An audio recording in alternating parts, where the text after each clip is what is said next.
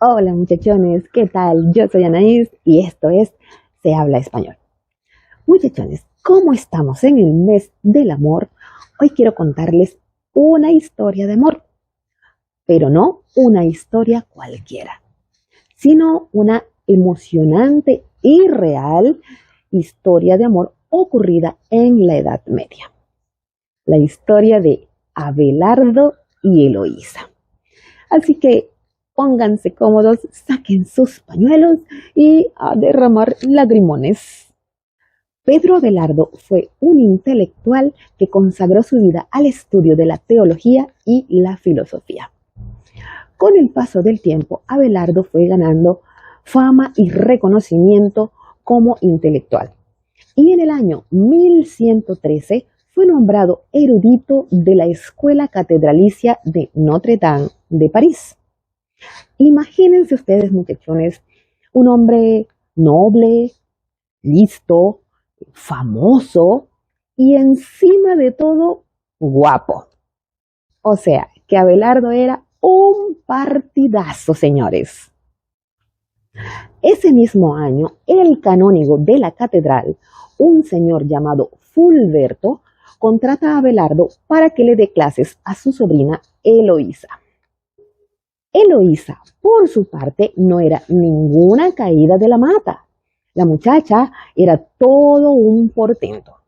Hablaba latín, griego, hebreo, había estudiado aritmética, geometría, dialéctica, en fin, ella también era una intelectual. Y la cereza del pastel. La muchacha era todo un bombón. Además de esto, el tío Fulberto llevó a Abelardo a vivir a su casa.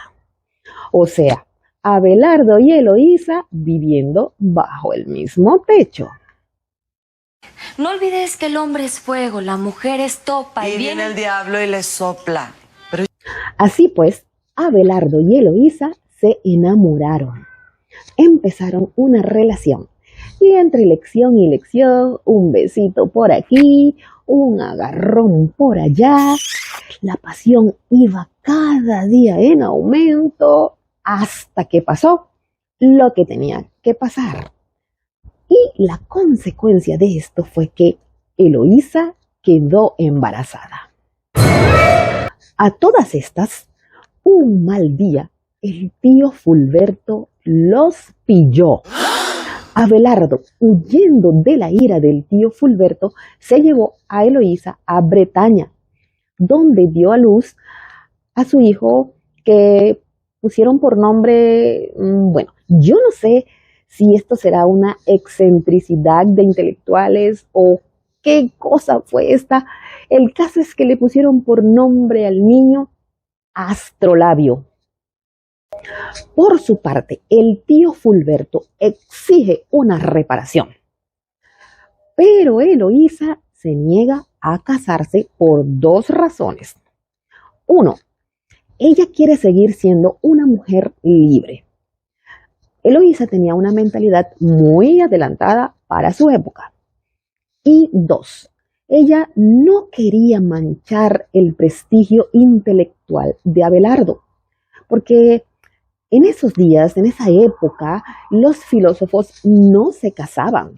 Finalmente, Eloísa accede y se casan, pero deciden mantener este hecho en secreto.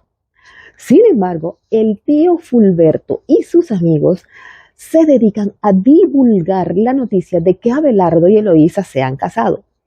Todo con la malévola idea de manchar la reputación de Abelardo.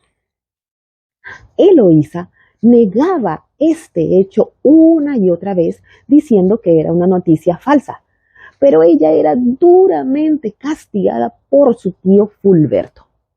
Entonces Abelardo decide enviar a Eloísa a una abadía de monjas. Fulberto, pensando que Abelardo trataba de desembarazarse de Eloísa, tramó un plan. Una noche, unos individuos pagados por Fulberto entran sigilosamente a la habitación de Abelardo y le hacen sufrir la más cruel venganza. Lo castran. Querido muchachón, si te está gustando este video, te pido amorosamente que te suscribas a mi canal, compartas con todo el mundo y me dejes un comentario porque eso me ayudaría muchísimo. A partir de este trágico hecho, los amantes no volverán a tener contacto sino por cartas.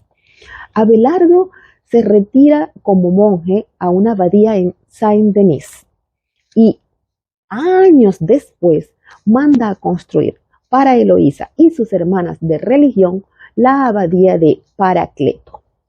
Luego, Abelardo es invitado a impartir sus clases en París, pero al tiempo es declarado hereje y excomulgado. Entonces, Abelardo decide empezar un viaje para ir en busca del Papa y ser perdonado. Pero en el intento, lamentablemente, fallece. El cuerpo de Abelardo es enviado a Eloísa, quien lo sepulta allí en la abadía de Paracleto. 22 años después, fallece Eloísa y también es sepultada allí mismo en la abadía. Hoy en día, los restos de los dos amantes reposan en el cementerio más visitado de París, Père Lachaise. Y bueno, muchachones, hasta aquí nos trajo el río por hoy. Nos vemos en la próxima oportunidad y hasta la vista.